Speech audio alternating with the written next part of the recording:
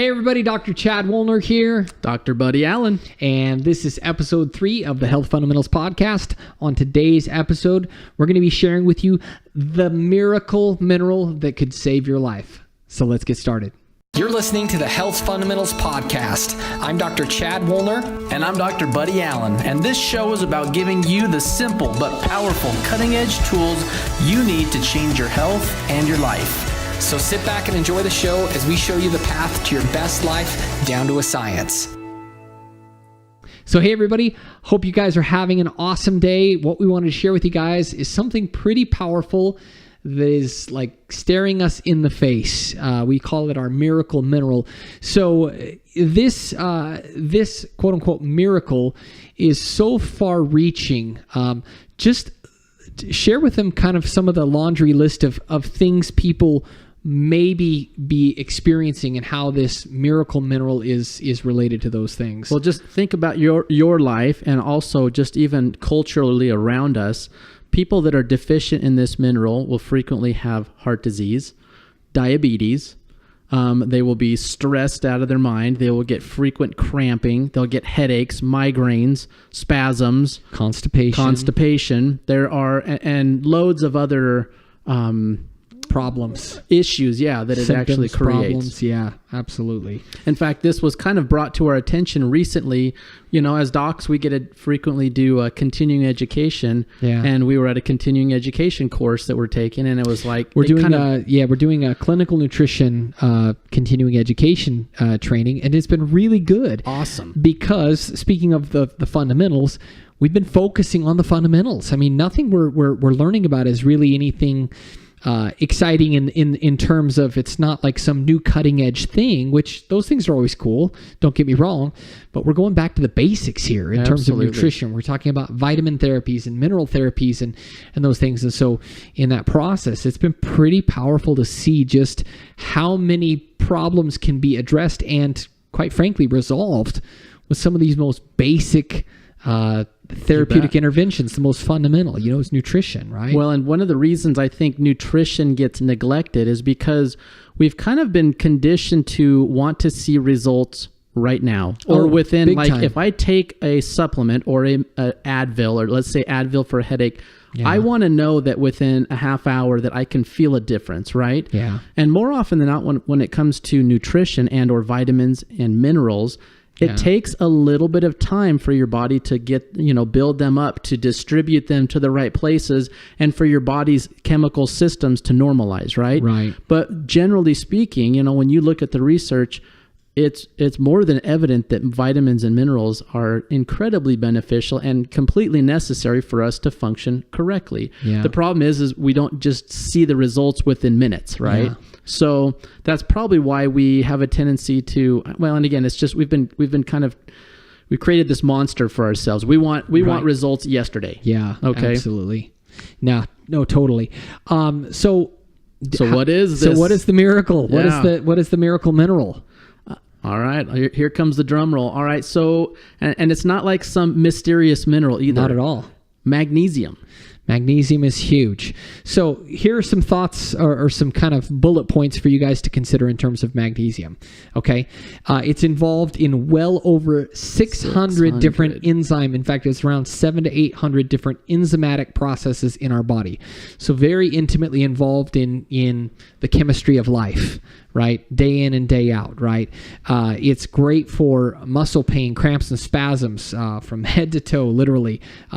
Great for chest pain, right? Great for your heart muscle, right? The highest concentration of magnesium in your body is found where? In the heart. In the heart, right? Your heart requires that to function properly. It's a great remedy for headaches and migraines. It's great for people who are constantly fatigued or weak. It's actually extremely effective as a therapeutic option for people struggling with mood disorders, depression, anxiety, edginess. People who constantly crave chocolate. Chocolate is high, the real chocolate is high in magnesium, right? So that should tell you something, right? It's great for insomnia. It's great to calm the body. In general, the way that I describe it to patients in terms of just a quick snapshot, and this is far underselling it, but it's great for helping act as a natural muscle relaxer, and it's also great for acting as a very mild natural sedative on the nervous system. So if things need to calm down a little bit, magnesium is a great way to go without feeling drugged, without feeling like you're loopy or anything like that. You can totally take magnesium in the day and still be able to function and perform normally, but very, very effective for a variety of those things. And in terms of this whole idea of nerve function, nerve health, and or muscle health, I think far too often we think of muscles as being just here, right? Our skeletal muscles, when in reality, we don't just have skeletal muscle, we also have smooth muscle, right? So what are some examples of smooth muscle in our body? Smooth muscle is going to be your guts, the muscles that line your guts and kind of move the food through your system. Right. And so what's one of the natural consequences or side effects of high doses of magnesium? It has a laxative effect. Yeah. It helps move things through your bowel. Bet. Yeah. And so one of the mechanisms of action behind that is your gut is going to act just like any other muscle. It's going to relax. When it relaxes, it allows things to move far more freely. And so if somebody has ever had really, really high doses of magnesium, you've probably experienced that effect of magnesium, which, to be honest, is probably a good thing for a lot of people. You know, you look at the statistics, we just looked them up before the show, roughly 16% of the population struggles with constipation. And then when you get older, at age 60 and above, they say roughly 1/3 of that population struggles with constipation. So it's a huge, huge issue. And I always remember back to Dr. Hoyer. Big shout out to Dr. Hoyer back from school. Remember what he said? He said, "Death starts in the colon." Yes. That was his big thing.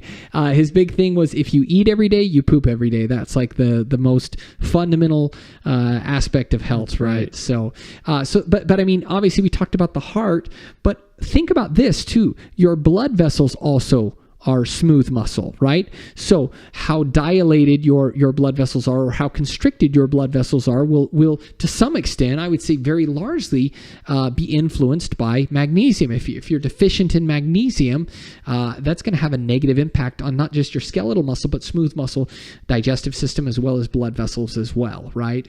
And so really, really important mineral that has a lot of very important implications there for us. So in terms of magnesium, we kind of talked about deficiency of magnesium. How do we determine deficiency with magnesium? You know, is there a test? There are blood tests. The only downfall, and so you can kind of get a general idea if you have it in your system. The problem is magnesium is stored in the cells, right? So if it's like it needs to be in the muscles, it needs to be in the correct organs to be able to do it. So you don't necessarily get a completely clear or accurate result from just looking at what's in the blood. You do very much have to look at the symptomatology of what happens when you're deficient. In fact, I would say the first big eye opener with magnesium for myself was having patients. We frequently have patients that get crazy spasms when they tweak their back, right? Yeah, absolutely. And I had a gentleman that was from the gym I work out at, and his back would shift, and he would come in walking next to himself. He'd be so crooked and spasmed. And I treated him for a long time without magnesium, and he'd get better, and then he'd be back. It was just this cyclical thing. And from the day that I started him on magnesium, he has never come in again with a major spasm in his back. He comes in and it'll be a little sore, but there's not the spasm which totally shuts him down prior to shut him down. And since I've had anyone that comes in with that massive spasm, I get them on magnesium, and without fail, they stop having the massive spasms that are associated with those back issues. Yeah. So let's talk about different forms of magnesium, because not all magnesium is equal, right? Not all forms of magnesium are equal. Magnesium typically is bound to something in terms of the form, right? So there's a lot of different forms, but let's just talk about some of the most common or popular ones. Magnesium glycinate, right? Magnesium glycinate, it has a fairly high absorption rate to it. It has a calming effect to it, which is good. Magnesium citrate is a really common one as well. fairly good absorption there. Does have a little bit of a laxative effect to it. So, but again, that may be not necessarily a bad thing. Magnesium threonate is a really cool form of magnesium. We utilize this at our clinic. We prescribe this for patients all the time. Threonate actually has been shown clinically to pass the blood-brain barrier, and so this is something we helping use with to headaches. You bet, helping with headaches, migraines. This is our go-to for migraines. It'll knock migraines out really, really quick. And it's also great for sleep. People, just kind of calming people down right before bed. It's a powdered supplement. Put it in a glass of water, 8 ounces of water. Drink it down. It's fantastic. Magnesium malate can sometimes have a little bit of an energizing effect to it, is what they say. It might be too stimulating for some people, but that's one. I would say about the only form of magnesium that you probably don't really want, because it's just not terribly bioavailable.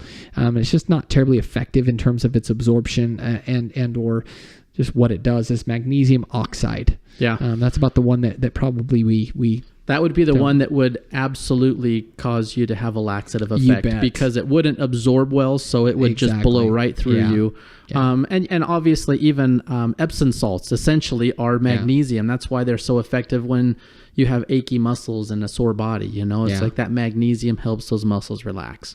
Here's something interesting too. Another form of magnesium taurate. There was a report published back in '96 that indicated administering patients with magnesium taurate made them more responsive to insulin.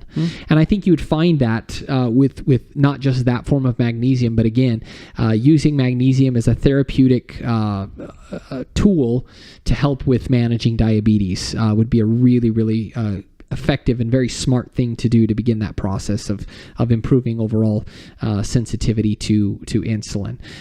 Some hormonal benefits of magnesium: it improves thyroid function, it supports estrogen detoxification of harmful metabolites, lowers blood sugar levels, helps with adrenal function and cortisol production, supports testosterone production, increases serotonin, improves or increases DHEA. So these are a lot of different important hormones that, again, in and of themselves have very far-reaching effects on our body and on our health. So in terms of different ways to administer magnesium, most people, I think of pills or powders, right? But what are some other things that we use? Because you talked about magnesium, but I don't think you went into the specifics with these patients in terms of what form or what administration method you utilize with these guys. So as far as with patients, we have powder supplements that you can mix as like a drink that they can take, which I think are wonderful. Obviously, it's going to break down more quickly and more easily absorbed.